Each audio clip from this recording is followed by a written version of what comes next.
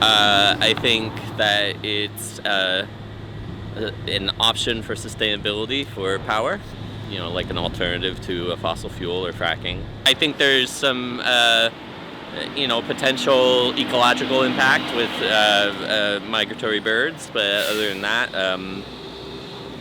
any alternative to fossil fuel seems like a positive to me. If it's a industry that provides some level of employment to local people, I think that's a good thing. I think there just should be open lines of communication. I don't think that there should be a adversarial relationship if it's possible. I think that New Bedford has a very vibrant fishing community, so I wouldn't want to see them impacted in a negative way. And if there is some impact to fishing, I would hope that the local and state government is able to provide open channels of communication between those two communities. I'm nervous about it. What's going to happen when they don't work anymore? Where are we going to put them? And I'm also really worried about what they're going to do to the fishing industry. Solar, yes. Wind energy, I'm really not a fan. I really am not a fan of wind energy. Solar's been around for a long time, and people have taken to it and used it and reduced their waste and seen more money in their pockets, which is always a plus, especially in this economy. I'd rather see it lean towards solar. Don't do wind.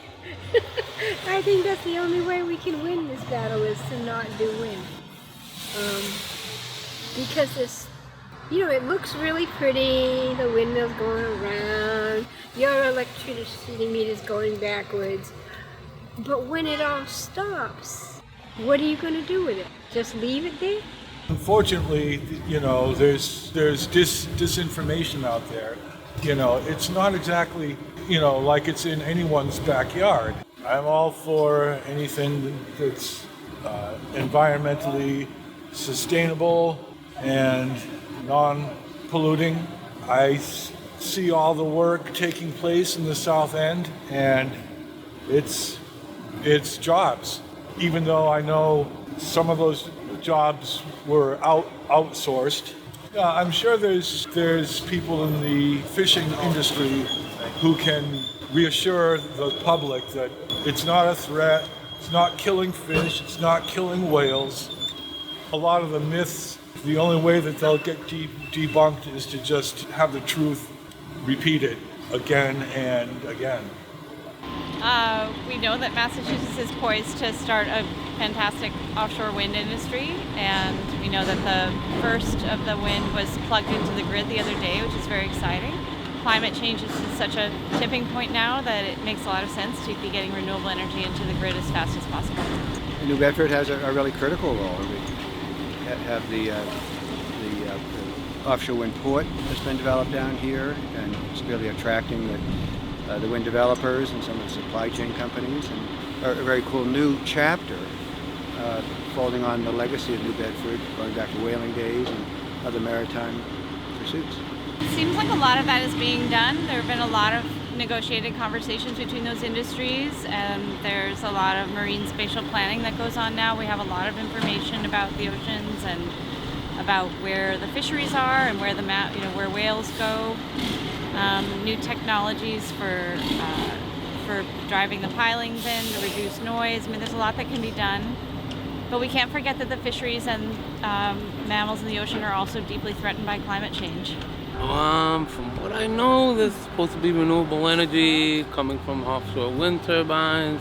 It's supposed to provide power to the grid, and a background in the fishing industry. A lot of people are not happy in the fishing industry. They're worried about the stock to the fish. Also, again, there's so many unknowns. So what happens when one of those wind turbines breaks down?